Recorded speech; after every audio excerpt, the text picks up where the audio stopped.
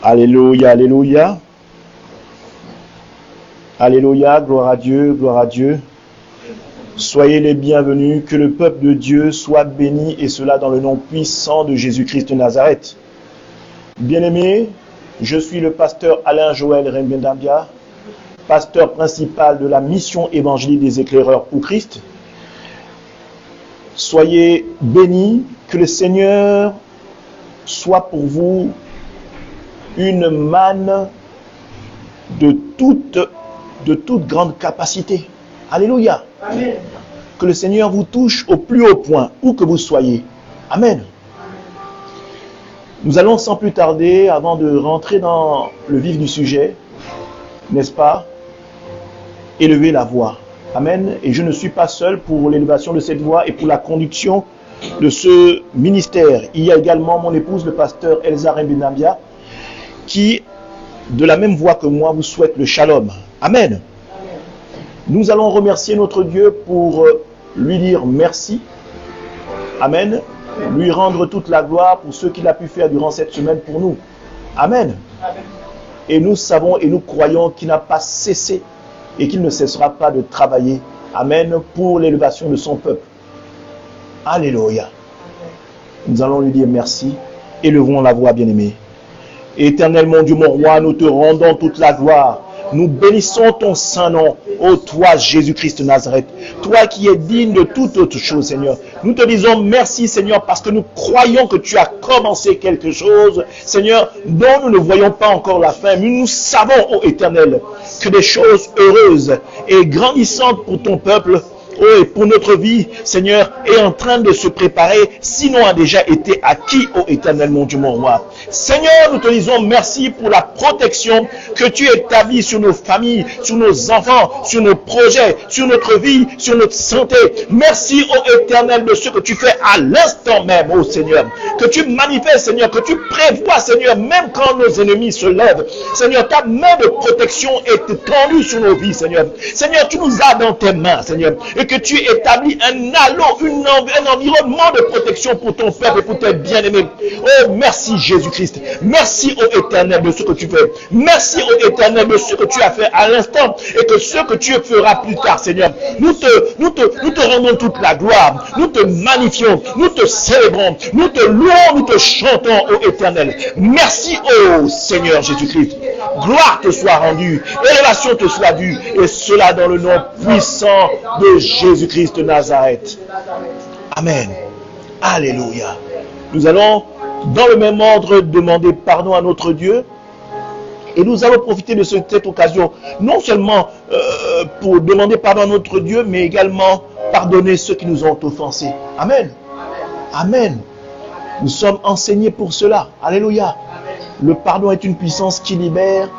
Et je souhaite que, au travers de ce pardon que vous demandez à votre Père et du pardon que vous accordez à votre bien-aimé prochain, que la libération vous soit octroyée. Amen.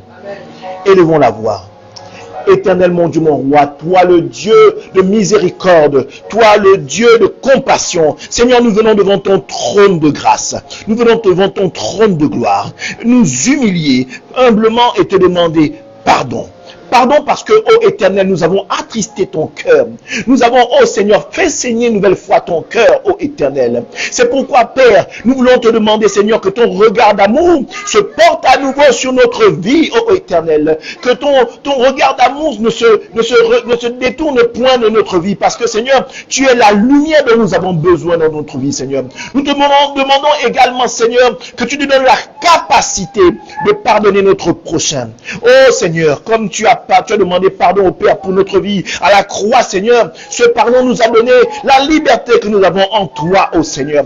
Merci, ô Éternel, de toucher un cœur qui vient s'humilier vers toi et devant toi. Et merci de toucher un cœur qui va pardonner un bien-aimé, qui va pardonner son prochain, qui va pardonner son bien-aimé. Ô Seigneur, je crois, ô Éternel, que tu as prévu quelque chose de bon au travers du pardon que nous accordons à nos bien-aimés, du pardon pardon que nous accordons à notre prochain. Nous savons qu'il y a quelque chose qui a été, ô Éternel, libéré en nous. Quelque chose qui va nous faire croître au travers de ce pardon que nous octroyons à notre prochain. Et cela dans le nom puissant de Jésus-Christ de Nazareth. Amen. La Bible dit en ceci, pour clôturer ce volet que nous avons, la Bible dit ceci, que même si nos péchés sont rouges comme le cramoisi, il est digne et bon de nous pardonner. Alléluia. Et nous croyons que nous avons reçu ce pardon. Mais pour le parfaire ce pardon, il est nécessaire que nous inventons le sang de Christ. Parce que la parole dit également qu'il n'y a point de pardon sans effusion de sang. Alléluia. Je ne parle pas du sang d'un bouc, je parle du sang de Christ. Alléluia. Parce que le sang de Christ, lui, ne couvre pas le péché comme le faisait le sang des bœufs à l'époque.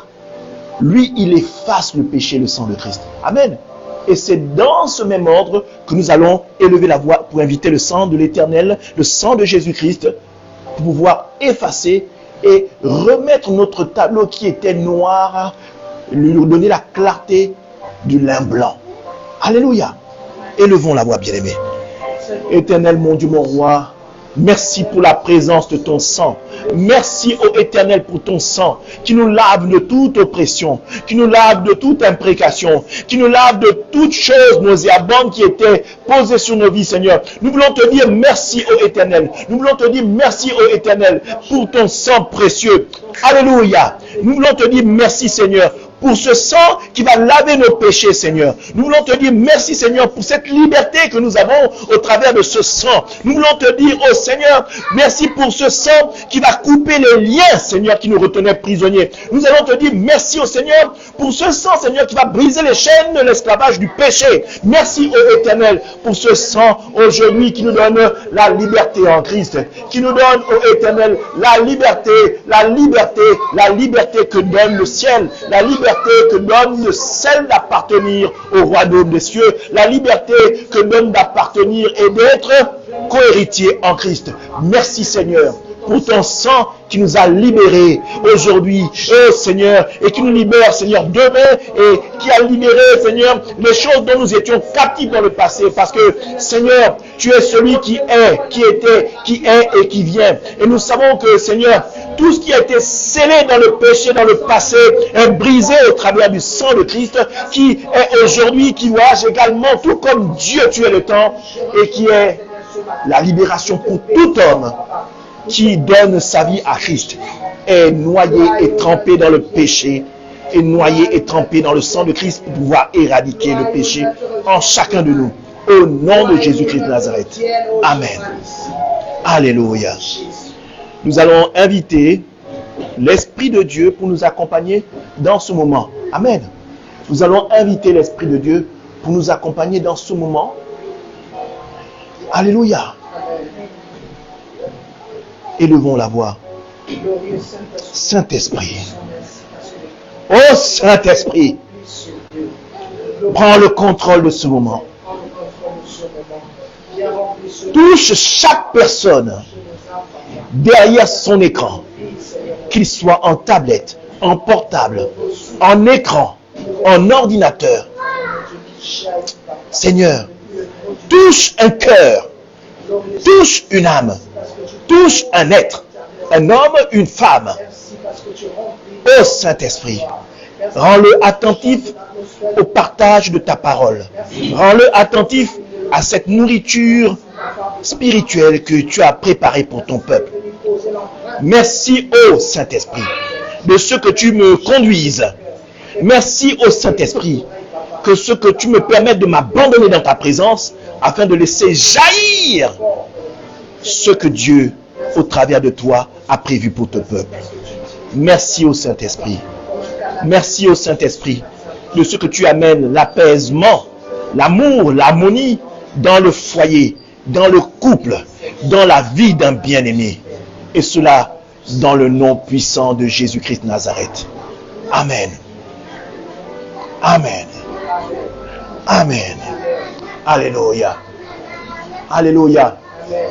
Nous allons être disposés et je vais demander au peuple de s'asseoir. Alléluia. Alléluia. Bien-aimés, la thématique qui va nous accompagner aujourd'hui est, et sinon est, les 5 avantages de la prière. Alléluia. Note ceci, les 5 avantages de la prière. Alléluia. Alors, beaucoup de gens se demandent en prime abord ce que c'est que la prière. Alléluia. La prière est le moyen et le biais par lequel nous devons nous adresser à Dieu. Alléluia. Alors, dans la prière, il y a de nombreuses choses, amen, qui sont là et préparées pour pouvoir que son peuple, faire en sorte que son peuple puisse être en contact avec lui. Dieu a tout prévu. Amen. La prière a été instaurée par Dieu, préparée par Dieu, parce qu'elle est le modèle par lequel son peuple doit s'exprimer. Amen. Dans le jardin d'Éden, Dieu avait préparé un moment par lequel et pour lequel Adam et Ève pouvaient se retrouver avec le Père. Amen. Amen. Et ce modèle était que durant la semaine, Adam et Ève travaillaient dans le jardin et avait un moment, ils se retrouvaient avec Dieu le Père. Ils se retrouvaient. Amen. Il y avait une espèce de communion où le Père venait s'entretenir avec Adam et Ève. Alléluia. Je dois dire qu'à l'époque, le péché n'était pas encore instauré, donc le rapport et la conversation étaient directs. Amen. Adam et Ève voyaient Dieu et rencontraient le Père. Amen. Aujourd'hui, le péché est une barrière, l'image d'un mur qui fait en sorte que, aujourd'hui, nous ne pouvons plus voir Dieu vis-à-vis, mais la prière est un moyen par lequel nous pouvons parler avec Dieu. Et Dieu en son temps, je dis bien, Dieu en son temps nous répond. Amen. Amen. Alléluia. Parce que beaucoup de gens pensent que le Seigneur, on lui pose la question aujourd'hui, on prie, on demande des choses, et le Seigneur nous répond automatiquement, directement. Amen. Dieu sait à quel moment il est bon pour nous de nous répondre. N'est-ce pas? Parce que le Seigneur nous connaît mieux que quiconque. Il est notre Créateur. Il est celui qui sonde le cœur et les reins, comme le dit la parole. Amen. Donc, connaissant notre cœur, il sait à quel moment nous toucher, nous parler, et il utilise les voies et moyens qui lui sont propres. Rien n'est impossible pour que le Seigneur nous réponde ou nous parle. Amen. Mais nous utilisons la prière, amen, pour pouvoir nous adresser à Dieu. Alors, une prière peut être adressée verbalement au travers de la parole, mais elle peut être également, même en silence, être adressée à Dieu au travers de comment nous adressons des supplications en silence ou silencieuses dans notre cœur. Amen. Alléluia. La prière peut être élaborée de manière verbale ou silencieuse au travers de comment la position de notre cœur se trouve. Alléluia. Alors aujourd'hui, nous n'allons pas nous adresser sur ce qu'est la prière, mais nous allons voir 5 avantages fondamentaux dont la prière est habitée. Amen. Alors, le premier point est que la prière nous permet de croître spirituellement. Amen. La prière nous permet de croître spirituellement. Alléluia. Et pour cela, nous allons aller dans le livre de Matthieu au chapitre 26 à son verset 41. Matthieu chapitre 26, verset 41. Je vais lire la parole. Veillez et priez afin que vous ne tombiez pas dans la tentation. L'esprit est bien disposé, mais la chair est faible. Alléluia. Veillez et priez afin que vous ne tombiez pas dans la tentation. L'esprit est bien disposé, mais la chair est faible. Alléluia. Voyez-vous, la prière nous permet d'être en éveil. Alléluia. Veiller et prier.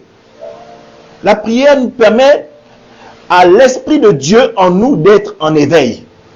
Amen. Pourquoi être en éveil? Afin de pouvoir détecter les pièges de l'ennemi. Si vous n'êtes pas dans la prière, il y a de fortes chances que vous tombiez. Je veux même dire, il est facile pour vous de tomber. Pourquoi? Parce que vous n'avez pas la prière comme étant nourriture spirituelle de l'Esprit de Dieu en vous. Amen. Et j'aime bien ce verset parce qu'il est dit ceci. L'esprit est bien disposé, mais la chair est faible. Amen. L'esprit voit toujours le mal, n'est-ce pas? Mais la chair est faible. Pourquoi je dis ceci? Voyez-vous, tous les jours que Dieu fait, vous nourrissez votre corps. En nourriture, en eau.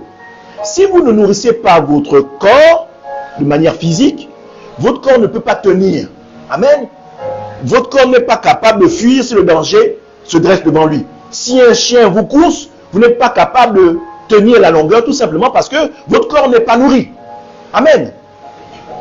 Eh bien, c'est la même chose. C'est la même chose avec l'Esprit de Dieu au travers de la prière.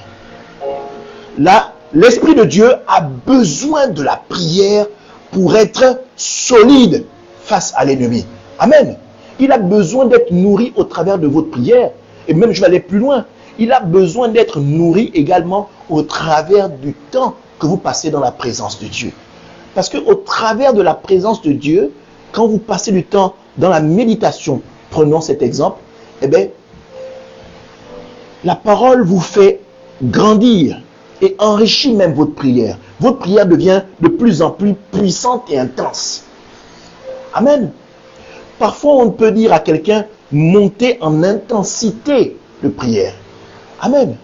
Mais cette intensité de prière doit être nourrie par la parole. Amen. Pourquoi je dis ça? Parce que quand vous êtes nourri par la parole parole vous fait croître en sagesse. La parole vous fait croître en sagesse et vous octroie justement la justesse. Amen. Quand je parle de justesse, je parle de quelqu'un qui marche dans la justice. Quelqu'un qui marche dans l'intégrité. Et quelqu'un qui marche dans l'intégrité, quand il parle au Seigneur au travers de la prière, le Seigneur lui répond et le fait croître. Amen. Donc, dans la prière, il est très important, en s'adressant à Dieu, d'être quelqu'un d'intègre et quelqu'un de juste et de droit. Amen. La Bible dit ceci. Dieu a une sainte horreur du péché. Alléluia. Il aime certes le pécheur. Mais le péché, comme dit la parole, qu'y a-t-il entre la lumière et l'obscurité? Alléluia. Qu'y a-t-il de commun? Il n'y a rien. Les deux ne vont pas ensemble. Les deux ne peuvent pas se diluer. Dieu est Dieu. Alléluia. Il a besoin de justice pour pouvoir opérer. Il a besoin de droiture pour pouvoir opérer. Alléluia. Nous allons aller dans un verset de Proverbe pour pouvoir encore étayer ce que je viens de dire. Proverbe chapitre 28. Proverbe chapitre 28 à son verset 13. Alléluia. Proverbe chapitre 28 à son verset 13. Je vais lire la parole. Celui qui cache ses transgressions ne prospère point. Alléluia. Celui qui cache ses transgressions ne prospère point. Alléluia. Ça veut dire qu'il est nécessaire d'être droit devant l'Éternel pour croître ou prospérer. Amen. C'est un peu comme quelqu'un qui veut accéder à certaines choses qu'il demande à Dieu, ou accéder, je prends un exemple, parce que c'est celui qui est souvent le sujet de beaucoup de dames ou de beaucoup d'hommes. Ils veulent accéder au mariage, mais vivent dans l'impudicité. Ils prient le Seigneur, que Dieu ouvre le canal ou la voie du mariage dans leur vie. Mais ils ne vivent pas la sanctification. Ils vivent toujours dans le concubinage. Et ils prient à Dieu. Amen. Bien-aimés, Dieu ne peut pas aller à l'encontre de sa parole. Et il est nécessaire que si vous voulez obtenir certaines choses et que Dieu vous réponde favorablement, il est nécessaire d'être droit devant la face de Dieu pour pouvoir obtenir gain de cause. Amen. Donc, vous ne pouvez pas demander quelque chose à Dieu et dans votre mode de fonctionnement, vous êtes complètement en désaccord avec ce que la parole le demande de faire. Amen. Alléluia. Donc, au travers de ce verset, je voudrais que vous compreniez quelque chose. D'ailleurs, on ne l'a pas terminé. Je vais aller jusqu'à la fin. Celui qui cache ses transgressions ne prospère point, mais celui qui les avoue et les délaisse obtient miséricorde. Amen. Amen. Celui qui les avoue, j'avoue au Seigneur que je suis pécheur. Seigneur, je te demande pardon pour ce que j'ai fait. Seigneur, donne-moi la force de pouvoir rentrer dans ce que je désire le plus profond. Exemple, le mariage. Au Seigneur, je décide aujourd'hui de laisser cette fornication dans laquelle je suis, de sortir de cette impudicité dans laquelle je suis, Seigneur, pour rentrer dans la voie de la sanctification, afin que, Seigneur, au travers de ma requête que je te dresse dans ma prière, tu m'agrées, ô Éternel. Alléluia. En gros, c'est ça. Alléluia. Donc, à la fin de ce verset, il est dit, mais celui qui avoue et délaisse obtient miséricorde. Alléluia. La miséricorde, c'est la grâce. Alléluia. C'est le pardon. Alléluia. Alors, nous allons aller dans le deuxième point. Amen. Deuxième point. Prier nous permet de nous préparer en vue du retour de Jésus-Christ. En vue du retour du Seigneur. Prier nous permet de nous préparer pour l'arrivée, n'est-ce pas, du Seigneur. Je veux même dire l'arrivée imminente du Seigneur. Parce que la fin est proche. Ne vous trompez pas. Ne pensez pas que vous avez encore des siècles et des millénaires à vivre. La fin est proche. Donc il est nécessaire, bien-aimés, que vous soyez prêts. Alléluia. Quand le Seigneur reviendra dans sa gloire, que vous soyez fin prêts, que vous ne soyez pas troublés, perturbés, surpris. Alléluia. Amen. Alors, nous allons voir pour ça, nous allons aller donc dans Luc chapitre 21. Luc a son chapitre 21 et nous allons prendre le verset 36. Luc a son chapitre 21 et nous allons prendre le verset 36. Je vais lire la parole. Veillez donc et priez en tout temps, afin que vous ayez la force d'échapper à toutes ces choses qui arriveront, et de paraître debout devant le Fils de l'homme. Amen. Je vais reprendre. Veillez donc et priez en tout temps, afin que vous ayez la force d'échapper à toutes ces choses qui arriveront et de paraître debout devant le Fils de l'homme. Alléluia. Donc, la prière est un moyen d'être préparé pour l'arrivée du Seigneur. Amen. La prière nous garde de tomber dans les méandres du péché, nous garde de nous perdre dans les vices et coutumes que Satan dresse devant nous.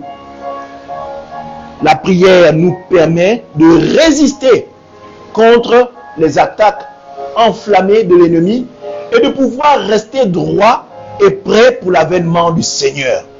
Amen. Ne croyez pas qu'au travers de votre chair et votre désir seul de rester propre devant le Seigneur, vous allez résister. Non. La prière est un moyen de lutter contre les traits enflammés de l'ennemi. Amen. ça vous garde en éveil, ça vous permet de vous faire croître, donc de vous solidifier et de vous permettre d'être capable de tenir devant l'ennemi et de le vaincre. Amen. Et de garder cette intégrité propre et debout, comme on dit, debout devant le Fils de l'homme. Que vous soyez digne et propre, n'est-ce pas, à vous tenir devant le Seigneur Jésus-Christ lors de son avènement. Amen. Nous allons prendre un second verset, alléluia, c'est dans 1 Pierre, chapitre 4, verset 7. 1 Pierre, chapitre 4, verset 7. Je vais lire la parole encore une fois. La fin de toute chose est proche. C'est tout ce que je disais tout à l'heure. Ne pensez pas que vous aurez toute une vie. Amen. Pour l'avènement du Seigneur. Pourquoi je dis ça? D'autres partiront avant de voir le Seigneur arriver. Quand je dis d'autres partiront, ça veut dire que vous ne serez plus. Vous allez mourir comme nous tous, nous allons mourir. Mais lors de cette mort, vous allez être dans la présence de Dieu. Amen. Vous allez partir dans la félicité. Donc vous êtes déjà éligible. Alléluia. Quand le Seigneur viendra, il vous trouvera debout. N'est-ce pas? Agréable à lui. N'attendez pas de voir le Seigneur arriver dans les cieux, n'est-ce pas? Dans sa nuée, pour vous dire non, c'est bon, c'est le moment pour moi de pouvoir donner ma vie au Seigneur ou de me tenir intègre. Non. La vie peut s'arrêter à tout moment. Donc, il est nécessaire et bon pour chacun de nous d'être agréable à Dieu lorsqu'on nous partirons. Alléluia. La fin de toute chose est proche. Soyez donc sages et sobres pour vaquer à la prière. Alléluia. Soyez sobres et sages. Ça veut dire soyez propres. Quand vous allez demander à Dieu, amen, quand vous allez offrir des supplications, vous allez vous déverser devant le trône de Dieu. Amen. Troisième avantage. Amen. Troisième avantage, notez ça. Prier nous aide à être victorieux de notre ennemi. Amen. Amen. Quand je parle de notre ennemi, je parle de Satan. Amen. Derrière Satan, il y a une multitude d'esprits nauséabonds, mais l'esprit que nous combattons, c'est Satan lui-même et son équipe. Alléluia. Le chef même du mal. Alléluia. Alors pour cela, nous allons aller dans 1 Pierre chapitre 5, verset 8. 1 Pierre chapitre 5, verset 8. 1 Pierre chapitre 5, verset 8. Nous allons aller dans ce verset.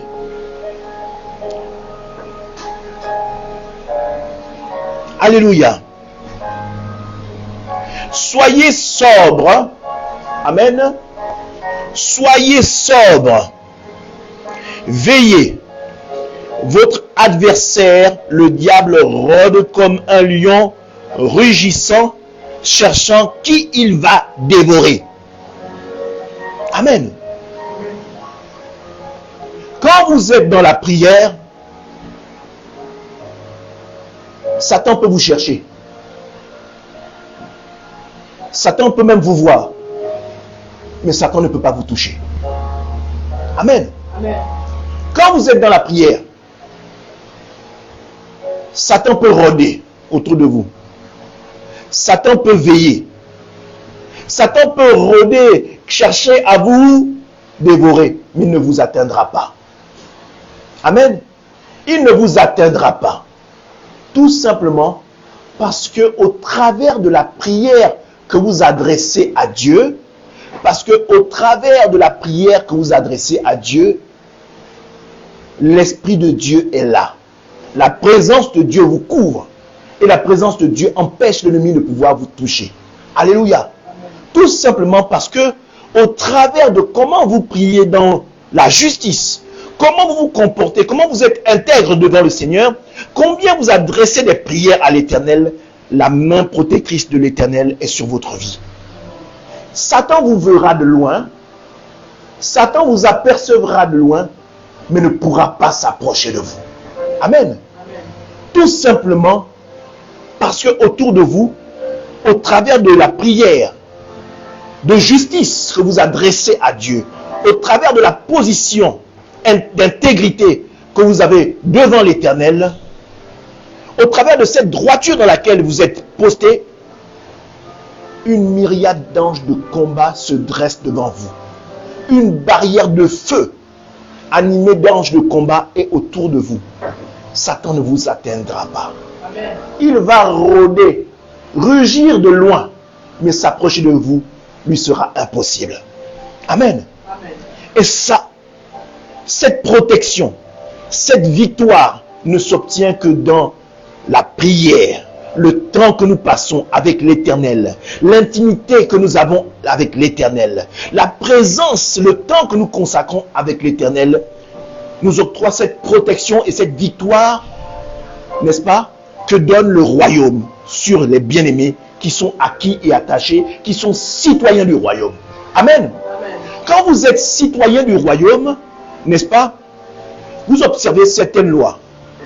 Et quand vous adressez des requêtes, et en tant que citoyen du royaume, l'Éternel se doit de vous répondre en son temps, mais il se doit de vous répondre de la manière qui lui est, qu'on appelle, qui lui sied. Amen. Amen. Et comme vous êtes citoyen du royaume, forcément vous bénéficiez de la protection du royaume. Amen. Vous n'êtes plus citoyen du monde. Le monde lui-même ne peut même pas vous sauver quand vous êtes là. Le monde lui-même ne peut pas vous répondre même quand bien même vous posez les bonnes questions. Amen. Parce que le monde est là pour vous perdre. Alléluia. Mais le royaume, lui, est là pour faire en sorte que vous ayez la vie éternelle. Tous ceux qui travaillent pour l'éternel, tous ceux qui travaillent pour le Seigneur Jésus-Christ ne sont là que pour vous faire du bien. Amen. Alléluia. On va aller dans un verset à la suite qui est le verset suivant. Éphésiens chapitre 6, verset 18. Éphésiens chapitre 6, verset 18. Alléluia. Éphésiens chapitre 6, verset 18. Faites en tout temps par l'Esprit. Alléluia. Faites en tout temps par l'Esprit toutes sortes de prières et de supplications. Je vais reprendre. Faites en tout temps par l'Esprit toutes sortes de prières et de supplications. Alléluia. Quand vous marchez dans la droiture et que vous avez l'Esprit de Dieu en vous, vous ne faites pas des prières charnelles. Alléluia. La chair ne guide pas ce que vous devez dire à Dieu. La chair ne vous dit pas comment vous devez vous adresser à Dieu.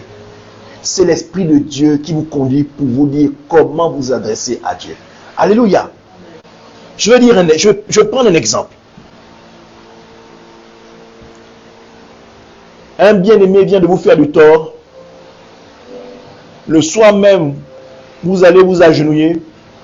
Vous demandez à Dieu de frapper le frère. Amen. Non. Ça là, c'est pas de Dieu. Amen. Le bien-aimé vous a fait du tort, vous a fait du mal. Bien-aimé, poussé par l'Esprit, vous allez lui vouer de l'amour plutôt que de la haine. Poussé par l'Esprit, vous allez demander à Dieu de vous faire justice. Ce n'est pas à vous de vous faire justice. Alléluia. Dieu lui-même va se charger de vous faire justice. Amen.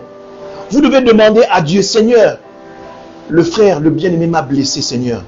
Je suis attristé, Seigneur. Il m'a fait mal, ou elle m'a fait mal. Seigneur, je ne voudrais pas proférer des paroles de malédiction. Seigneur, je voudrais manifester ton amour. Seigneur, je voudrais que tu bénisses le frère. Et qu'au travers de ton esprit, tu touches le cœur du frère. Afin que, Seigneur, il puisse, n'est-ce pas, être béni Et comment dire, être béni de quelle manière? En faisant ta volonté et que Seigneur, tu touches le cœur pour qu'il y ait une transformation dans le cœur du bien-aimé qui t'a fait du mal. Amen. Après savoir adresser ceci au Seigneur, c'est le Seigneur qui va décider de la justice qu'il va appliquer pour le frère. Mais pas à toi d'aller devant le trône de Dieu, dire Seigneur, détruis le frère. La plupart du temps, c'est ce que les bien-aimés font dans la prière. Les bien-aimés passent plus de temps dans leur prière à demander à l'Éternel de détruire notre frère. C'est incroyable. Amen. Amen. Les bien-aimés passent plus de temps à demander à Dieu, Dieu, donne-moi la prospérité, rends-moi riche pour écraser le voisin. Voilà ce que font les bien-aimés. Prier à Dieu pour que Dieu les déstabilise un autre bien-aimé. Des prières qui vont complètement à l'encontre des lois et des ordonnances du royaume. Amen. Au travers de ce que nous devons partager dans notre prière, le pardon, l'amour du prochain, et demander à Dieu qu'il fasse de nous ce qu'il veut. Amen. Demander à Dieu, alléluia, pour le 4e point, demander à Dieu qu'il nous permette de rentrer dans le moyen le plus subtil de le servir. Faire la chose pour laquelle nous avons été créés.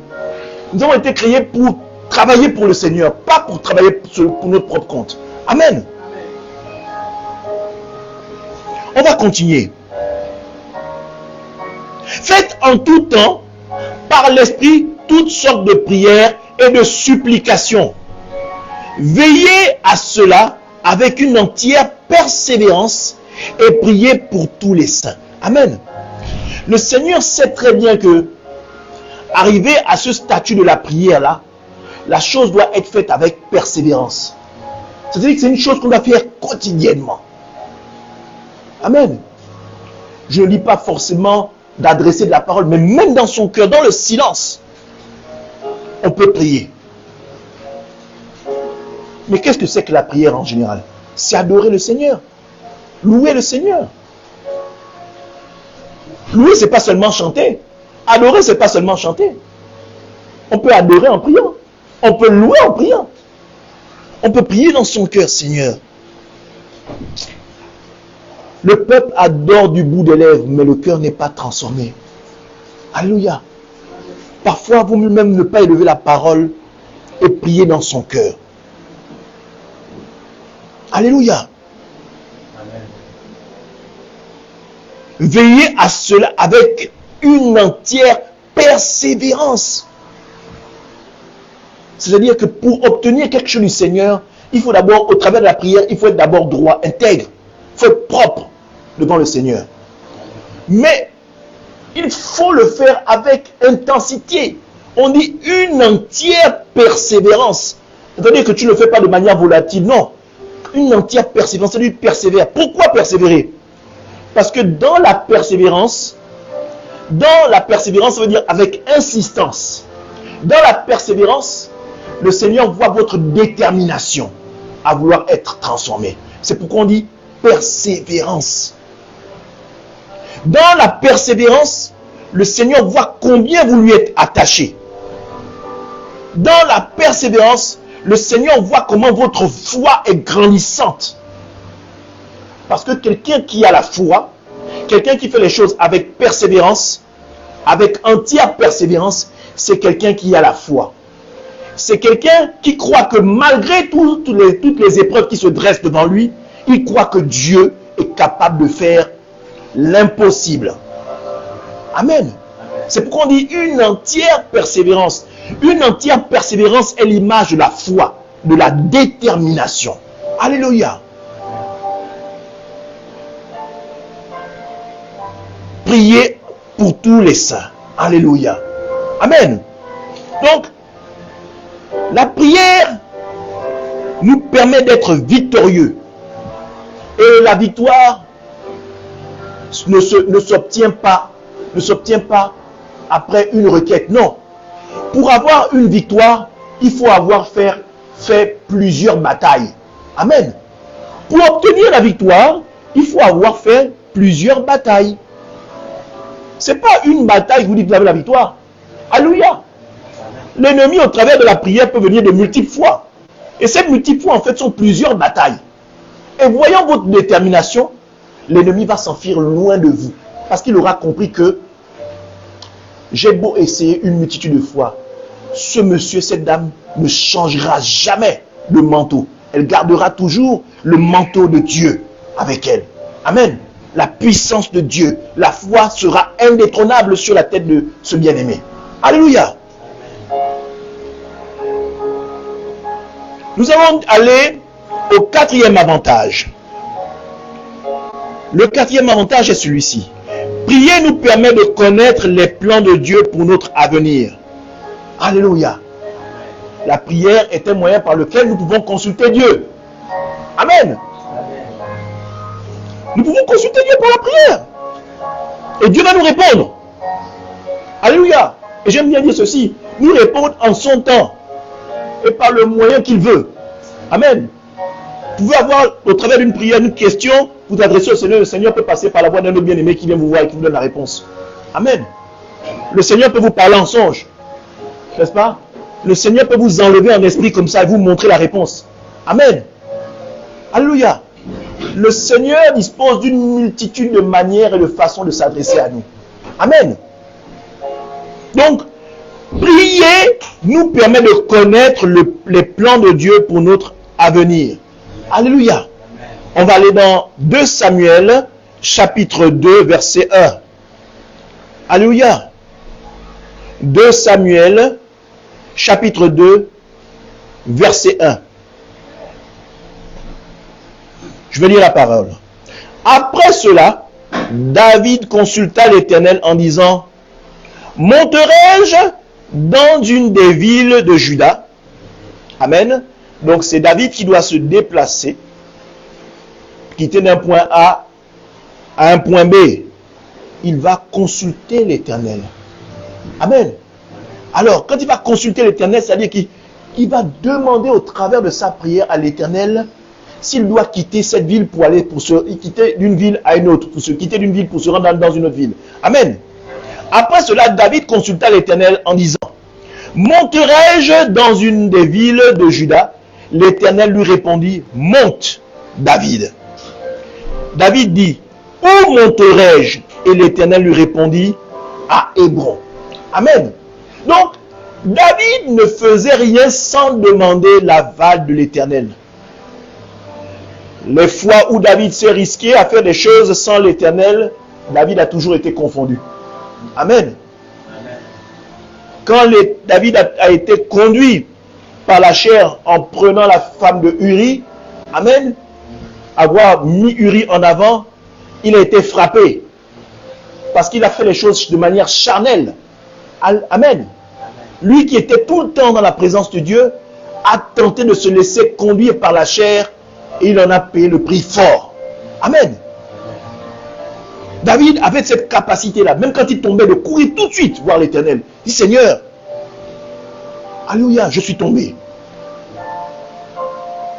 Pas que David était hyper parfait, mais David était l'homme selon le cœur de Dieu. Un homme qui est capable, s'il tombe, de se relever et de courir se repentir, de reconnaître, d'avouer. Pas de mettre son orgueil en avant en disant, je suis déjà arrivé, qu'est-ce que Dieu peut me faire? J'ai déjà une intimité forte avec le Seigneur, rien ne peut m'arriver. Non. David avait cette capacité-là, d'être intègre devant le Seigneur, et les fois il tombait, il savait comment il devait faire. Et David écrivait les psaumes, toutes ces choses qu'il écrivait, c'était des éloges à Dieu, c'était des prières, des poèmes. Amen.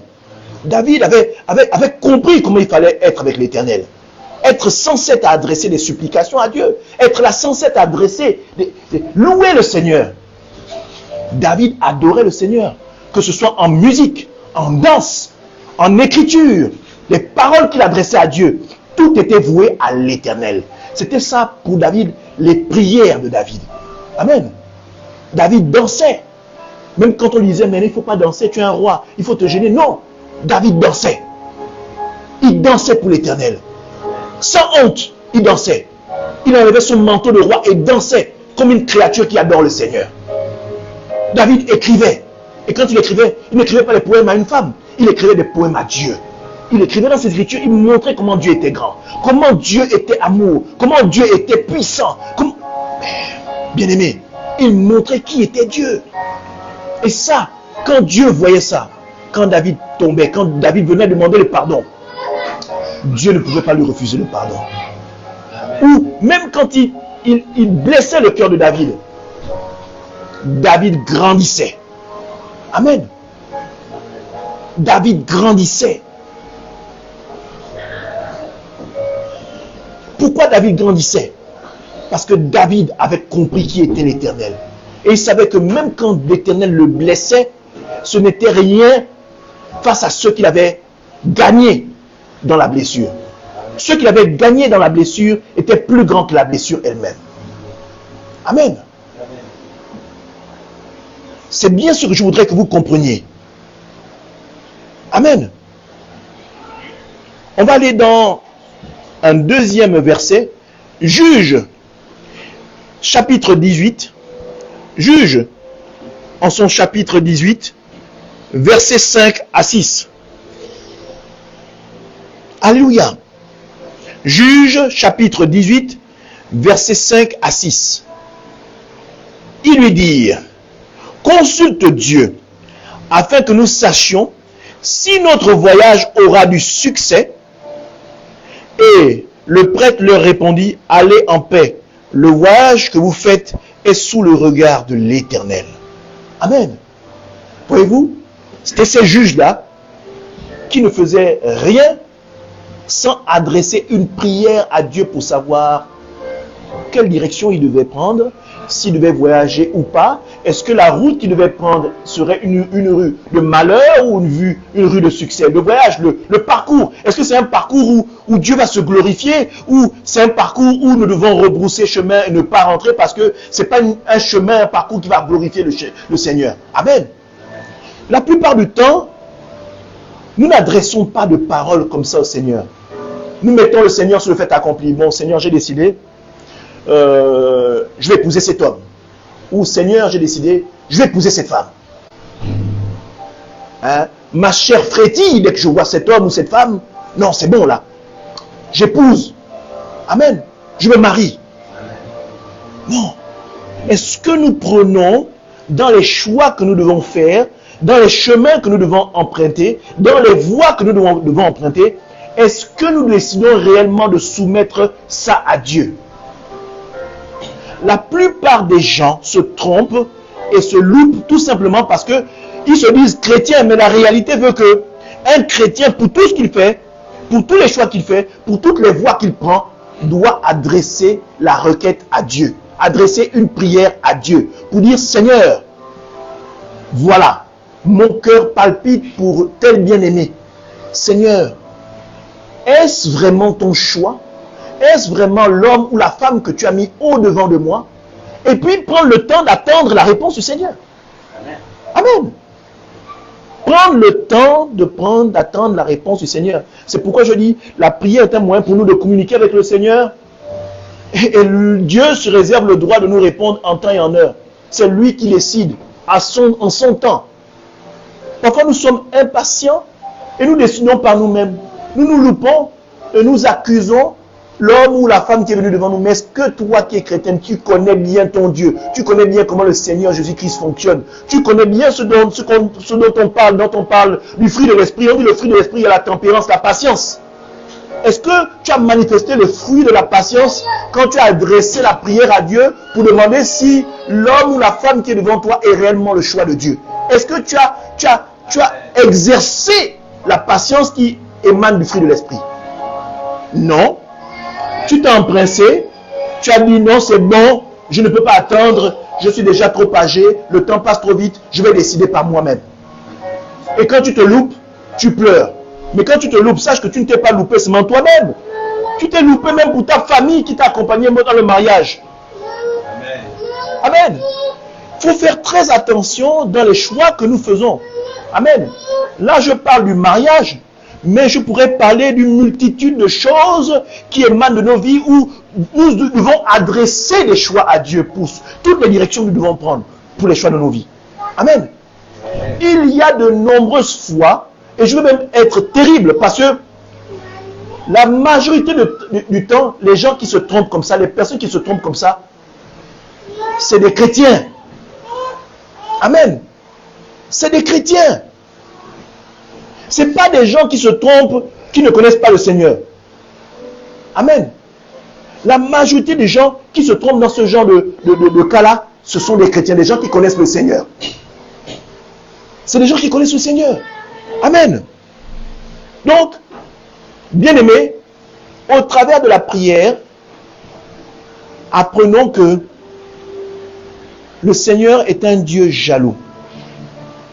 Et je veux dire, c'est la jalousie la plus magnifique et la plus bénéfique que nous puissions avoir. Il n'y a aucune jalousie qui soit comme ça. Parce que c'est une jalousie qui est bonne pour nous. Amen. Apprenons à être en totalité, s'abandonner totalement au Seigneur. Et quand je parle de ça dans toutes vos voies, dans tous les choix que vous faites. Mettez le Seigneur en avant. Posez toutes les questions, n'hésitez pas. Amen. Parce que ça, qu'est-ce qu'il y a comme question que vous pouvez adresser au Seigneur que le Seigneur ne connaît pas? Amen. Donc, ne vous dites pas ce sujet-là, non, c'est bon pour moi. Ce sujet-là, ça me concerne. L'autre sujet, c'est pour Dieu. Non. Adressez tous les sujets. Adressez tous les sujets. Amen. La maladie, tout ce qui est problème de maladie, tout ce qui est... Mais attendez. Adressez, même moralité, toucher les cœurs des bien-aimés. Adressez toutes questions. Amen. J'ai encore à cœur le récit du fou de Gadara. Le fou de Gadara avait une légion en lui. Amen. C'est comme si le fou de Gadara avait les maux de toute l'humanité en lui. Mais Jésus l'en a guéri. Amen. Jésus l'en a guéri. Et Jésus n'a pas eu besoin de le toucher. Jésus n'a pas eu besoin de le toucher. C'est la légion qui était en lui, qui a vu Jésus, qui a reconnu Jésus et qui s'en est allé. Amen. J'ai encore à cœur la femme qui avait la perte de sang de 12 ans. Amen. Elle n'a pas touché la peau de Jésus. Elle a touché le pan du tissu de Jésus. Amen. Elle a touché le pan du tissu de Jésus. Elle n'a pas touché la peau de Jésus. Elle a touché le tissu de Jésus. Cela veut dire quoi? Cela veut dire que, attendez, bien-aimés, vous imaginez une femme qui a un saignement de 12 années. Ça veut dire que c'est une femme qui ne peut pas épouser un homme. Ça veut dire que c'est une femme qui ne peut pas enfanter. Voyez-vous? J'aimerais que vous compreniez la dimension. La Bible ne dit pas qu'elle n'enfantait pas. Mais vous, de manière logique, vous savez qu'une femme qui a ses menstrues tout le temps n'est pas capable d'enfanter parce que le cycle est complètement déréglé. Il faut que le cycle arrive à la période d'ovulation pour qu'il y ait, n'est-ce pas, insémination. Amen. Mais une personne qui est tout le temps en train de saigner ne peut pas enfanter. Une personne qui est tout le temps en train de saigner ne peut même pas rentrer dans le mariage. Amen. Vous imaginez? C'était quelque chose de perturbant pour cette fille. Quelque chose de vraiment assommant. Amen. Mais elle n'a pas touché le Seigneur.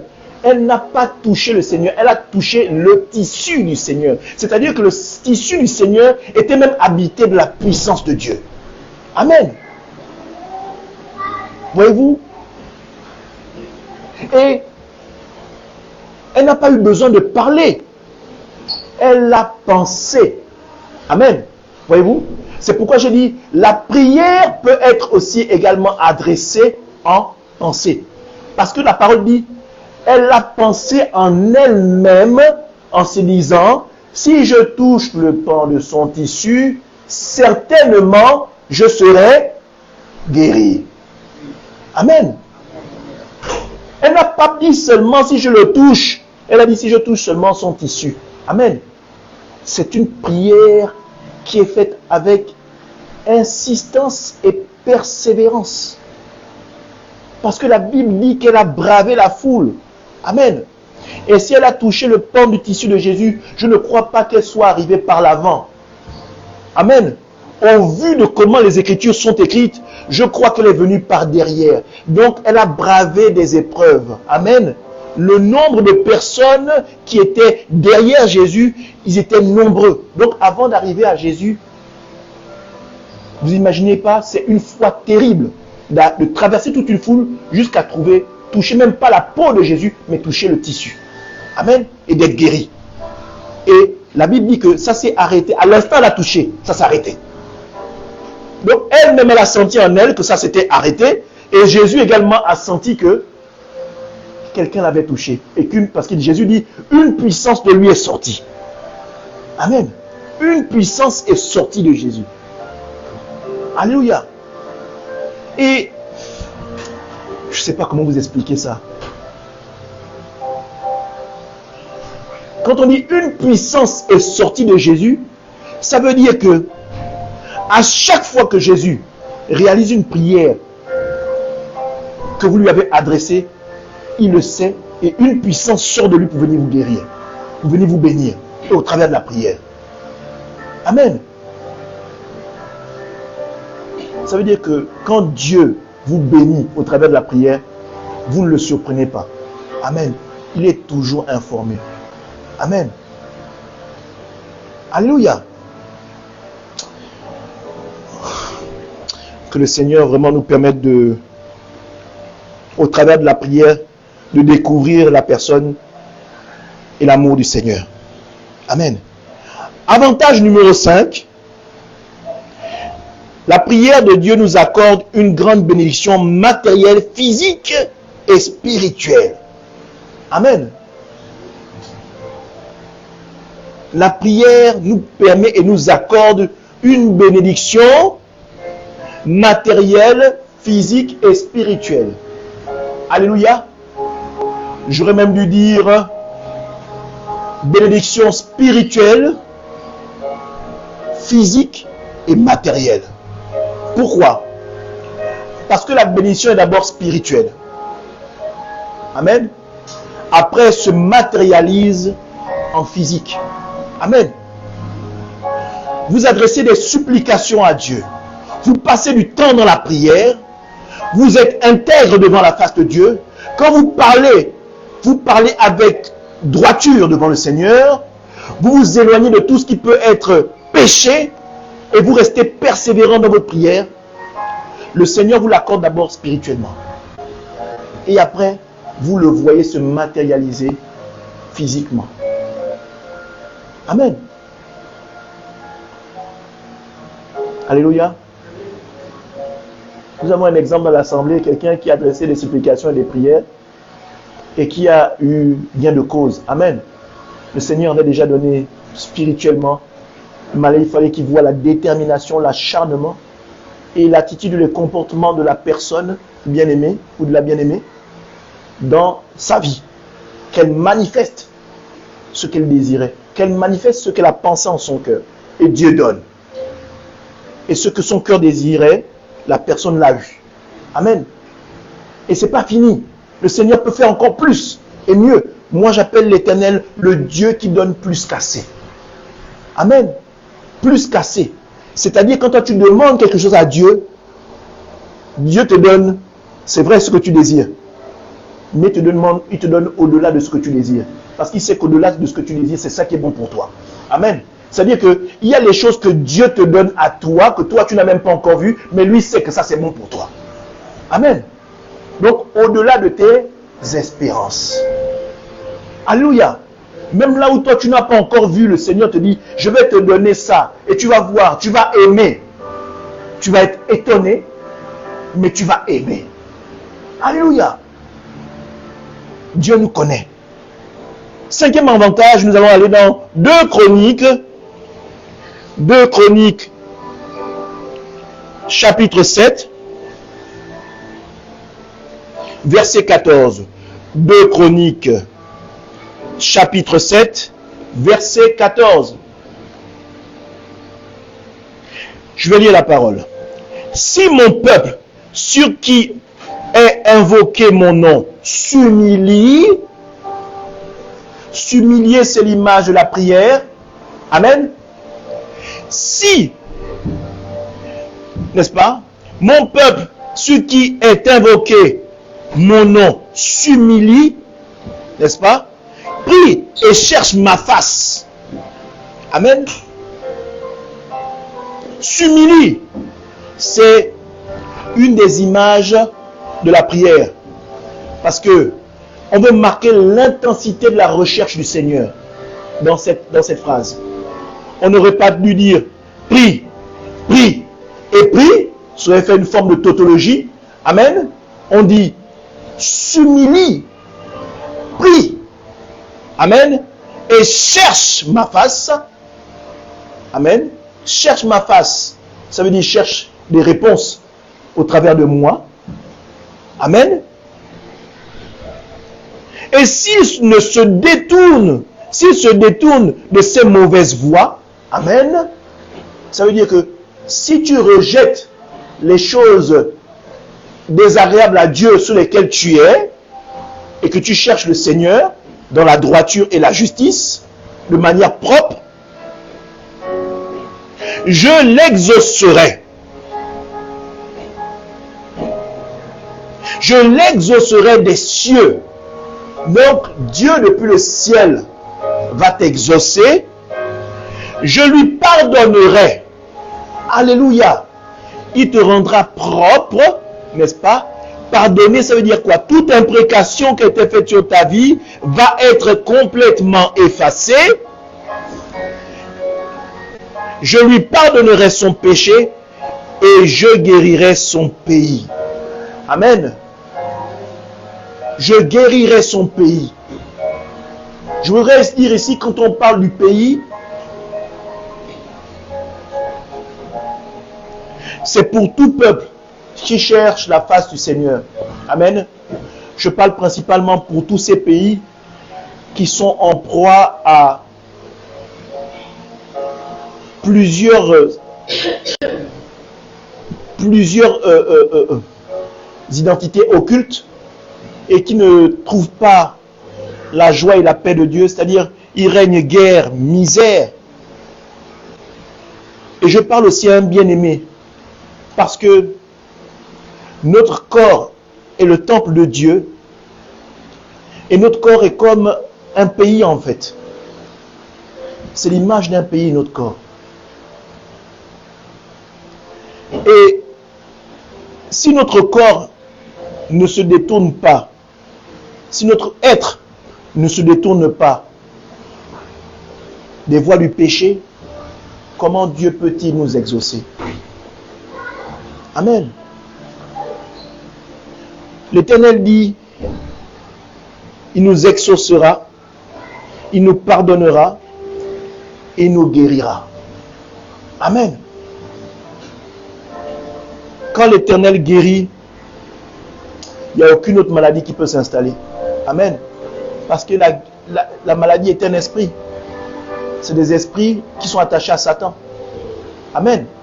Donc quand l'Éternel te donne ces 3 points-là, t'exaucer, pardonner et guérir, qui peut encore te rendre malade? Qui peut encore te faire entrer dans le péché? Qui peut t'empêcher d'être béni? Parce que l'exaucement, c'est la bénédiction. Amen. Toutes ces choses-là sont au Seigneur. Alléluia.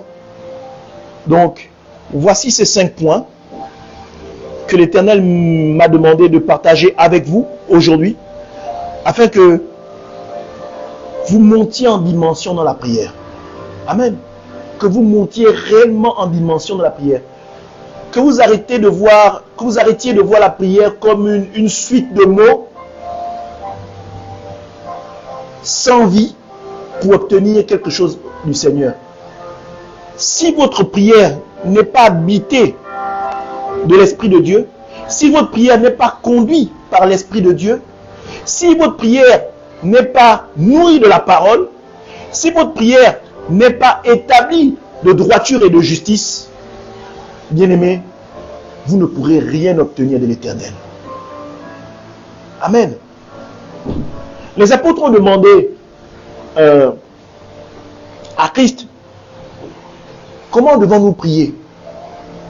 Christ a donné une prière toute simple, mais c'est une prière qui résulte tout ce qu'on doit, comment on doit prier en fait. Amen. C'est la prière du Notre Père. Amen. Je vous laisse le soin de la lire, de la répéter. Et vous allez vous rendre compte que vous allez retrouver les 5 points, les 5 avantages de la prière dedans. Amen. Vous allez retrouver la croissance.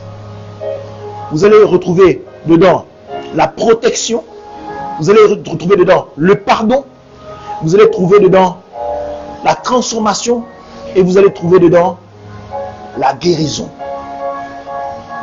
Amen. Vous allez retrouver en quelques phrases ce dont nous avons parlé là dans la prière. Amen. La prière est multiple et vaste. Amen. Mais il y a des points que dans chaque prière, il est nécessaire de marquer.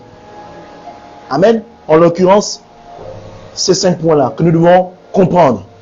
Amen. Vraiment que le Seigneur vous bénisse. Je vais élever la voix. Après quoi, Estelle va arrêter le direct. Amen. Et nous allons vaquer à autre chose. Je vais élever la voix. Soyons disposés. Éternel mon Dieu, mon roi, nous te rendons toute la gloire, Seigneur. Seigneur, nous bénissons ton Saint-Nom. Et nous croyons, ô Éternel, qu'au travers de ce que tu as permis que je puisse partager à ton peuple, Seigneur, je crois, Seigneur, au travers de cette nourriture que tu as permis que je partage en ton peuple, qu'il y a de nombreuses choses et de nombreuses personnes qui vont être édifiées. Au travers de ton Saint-Esprit, Seigneur, qui convainc, seul lui convainc, que le cœur de l'homme doit être transformé dans ta présence. Seigneur, je prie que aujourd'hui un bien-aimé comprenne que la prière n'est pas un alignement succinct de mots, mais qu'il comprenne que la prière doit être emplie de ta présence. Et que dans chaque prière, Seigneur, adressée en ta personne, en la qualité de Jésus, tu dois retrouver ta parole. Tu dois retrouver ton esprit. Tu dois retrouver, ô Éternel, la transformation que tu veux pour chacun des hommes, pour pouvoir, ô Éternel, te permettre de te mettre en action, pour pouvoir bénir ton peuple. Merci, ô Éternel, de ce que tu aies permis que ton peuple soit aguerri, nourri, et qu'il puisse croître dans ta présence au travers de ce message. Gloire et honneur te reviennent, et cela dans le nom puissant de Jésus-Christ de Nazareth. Que le peuple proclame un Amen. Amen. Alléluia.